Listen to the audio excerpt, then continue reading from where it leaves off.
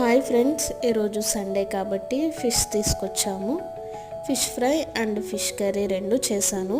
Fish fry వచ్చేసి వేరే short కింద అప్లోడ్ చేశాను, చూడకపోతే ఒకసారి చెక్ చేయండి.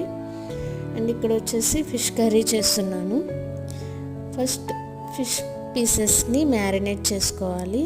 కొంచెం పసుపు, ఉప్పు, కారం, కొంచెం అల్లం వెల్లుల్లి పేస్ట్, కొంచెం కొత్తిమీర, కరివేపాకు మొత్తం మిక్స్ చేసుకొని మ్యారినేట్ చేసి ఒక 30 minutes ఫ్రిడ్జ్లో అయితే పెట్టేసేయండి.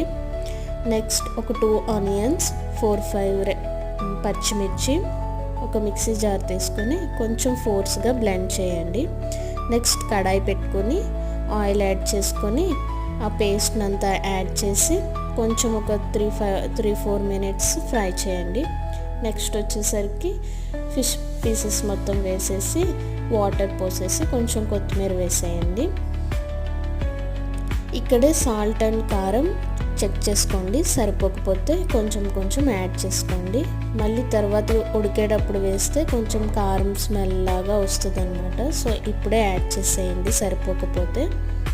నెక్స్ట్ వచ్చేసి ఒకసారి చెక్ చేసుకోండి ఎలా ఉందనేది.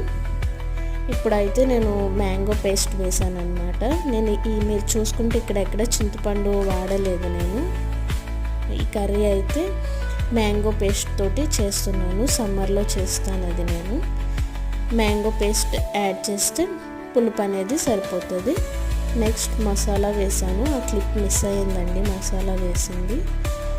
అది వచ్చేసి కొంచెం అల్లం, వెల్లుల్లి, ధనియాలు, జీలకర్ర మిక్సీ పట్టేసి లాస్ట్లో దింపే ముందు వేసుకుంటే మంచి ఫ్లేవర్ వస్తుంది. సో ఈ కర్రీ నచ్చితే please like, share and subscribe.